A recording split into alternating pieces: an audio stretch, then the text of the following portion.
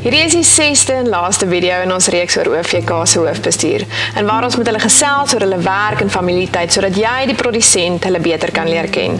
Ek is Christel Basson en glo jy gaan die tyd met ons geniet. Our team is in Gqeberta today where we are visiting the OVK fibre offices as well as the Wool and Moe handling and warehouse facilities. With me is Jacques Leroux, OVK's General Manager for Fibre. Jacques, dis heerlik om hier by die Varselig met jou te kom gesels oor jou professionele en familielewe. Christel, baie dankie. Ja, julle is natuurlijk baie welkom hier in Gqeberta en omgewing. You grew up on a farm in the Fish River Valley where your father Pierre farmed with Walrich sheep and later Angora goats. Is this where your love for wool and moe began? Christel, yes, I had a wonderful childhood on a farm in the Fish River Valley, which to me as a kid was very enjoyable, and that's definitely where my love for wool and moe came from, as well as my love, generally speaking, for farming and the farming community. Nadat jy aan die Kraddock Hoërskool matrikuleer het, het jy jou diensplig voltooi en toe besluit om nie landbou nie, maar regte aan Koffsies te gaan studeer. Was 'n loopbaan in regte jou droom? Christel, ja, dat was nie noodwendig nie. Aanvanklik het ek eintlik maar gewonder wat ek moet gaan studeer. Ons plaas was maar 'n bietjie klein geweest. Ek het nie noodwendig vir myself gesien as 'n boer as gevolg van dit nie. En toe het ek natuurlik met die regte begin, maar altyd met die hinkering teruggehad na die landbouomgewing toe. In 2001 werk jy as staatsanklaer in Kimberley voor jy in 2008 met jou familie Gqeberta toe trek as regsadviseur vir 'n firma wat in arbeidsreg spesialiseer. Jy beland jare later in jou eie konsultasiebesigheid en van jou eerste kliënte was vissermanne van St. Francis Bay. Dit is korrek, ja. Het was 'n interessante tyd in my lewe gewees en natuurlik het ek baie geleer uit daai industrie uit. Maar op 'n dag was dit eintlik ook maar net besigheidsbestuur gewees en het vir my 'n uitstekende onderbou gegee in dit wat ek vandag doen. Due to unforeseen circumstances, you had to move back to Gqeberta and became a manager at a wool processing plant in Uitenhage. Tell us a bit more of those days. Yes, St. Francis Bay was an absolute fantastic place to stay, but the opportunity to move into the agricultural environment and becoming a manager at the wool processing facility was absolute ideal for me. It was the best time of my life. That's where I learned quite a lot about wool and the process of wool, and that's just, you know, where my love for wool was enhanced. Daarna het jy 'n wye draai in die wolbedryf en handelswêreld gemaak voor jy in Februarie 2021 as hoofbestuurder vesel by OVK aangesluit het. Benewens jou verantwoordelikhede as hoof van vesel, is jy ook 'n raadgewer aan veselprodusente. Vind jy jou ondervinding in die internasionale verhandeling van vesel kom nou handig te pas? Daardie ondervinding is natuurlijk van absolute kardinale waarde wanneer het kom by advies gee en eintlik maar die bestuur van my portefeulje oor die algemeen. Ek vind dat my agtergrond enerzijds as 'n boer waar ek self geboor het saam met my pa vir 'n paar jaar en dan ook natuurlik in die handelswêreld waar verskeie besighede bestuur het, my ongelooflike waardevolle inligting en agtergrond gegee het en kennis gegee het om my afdeling te bestuur na die beste van my vermoë.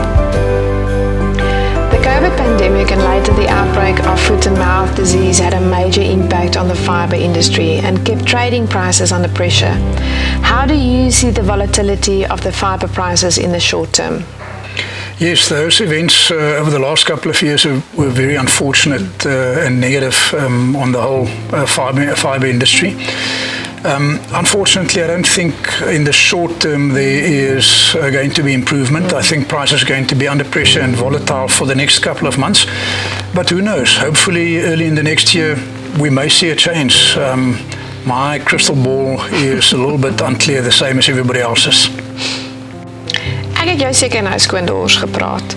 Kom ons gaan kuier en drink koffie by jou vrou Linda en dan gesels ons bietjie oor familie en tyd saam. Linda, is lekker om hier by julle te kuier. Jy is getroud met jou universiteitsliefde en vir 25 jaar 'n advokaat by die nasionale vervolgingsgesag. 2 volwasse seuns en 'n brawe stap om 'n klein nuwe lyfie Willow aan te neem in die proses. Tel ons 'n bietjie van die seuns en van Willow. Goed, ons oudste seun is Pieter Jacques. Hy is ook in die mediabedryf. Ruben is 'n mechatroniese ingenieur. Hy is op pad Nederland toe volgende jaar Januarie. En dan ja, Willow is ons hartsepunt. Sy het oor ons pad gekom. Ons glo dit was beplan en bedoel en sy is absoluut 'n seën vir ons. Linda, beide van julle het regtig veel eisende werke. Jacques is baie weg van die huis af. Jy het 'n belangrike werk.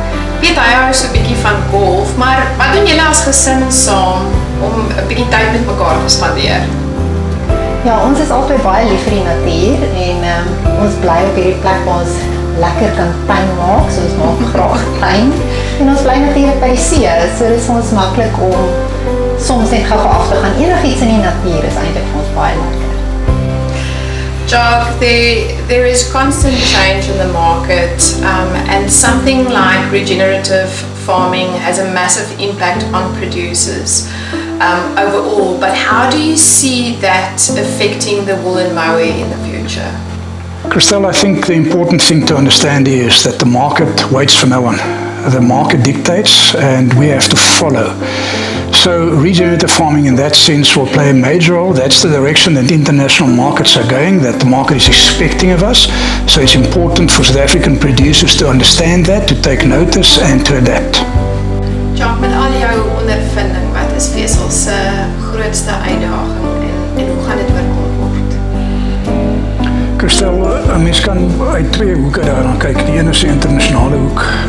En internasionaal is dit inflasie en swak pryse wat die grootste uitdaging is. En plaaslik wat die ander hoek is natuurlik politieke omstandighede soos veediefstal byvoorbeeld. So daai is die twee grootste goed. Wol is 'n kommoditeit, bokhaar is 'n kommoditeit en hy soek hoë pryse om vooruit te gaan. Die politieke uitdaging is natuurlik 'n ander prentjie en daar is my daai skool so goed soos joune. Linda, baie dankie dat jy jou huis vir ons oopgemaak het en vir 'n heerlike koppie koffie saam met jou en om jou beter te leer ken.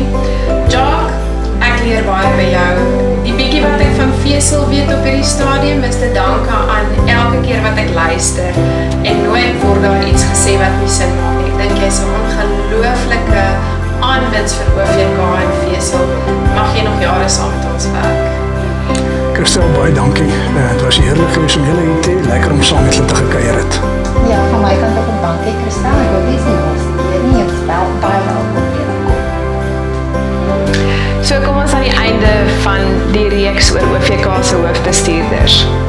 Elkeen van hulle is mens soos ek en jy, maar elkeen van hulle speel 'n kardinale rol in OVK, maar ook om waarde toe te voeg vir ons landbouers.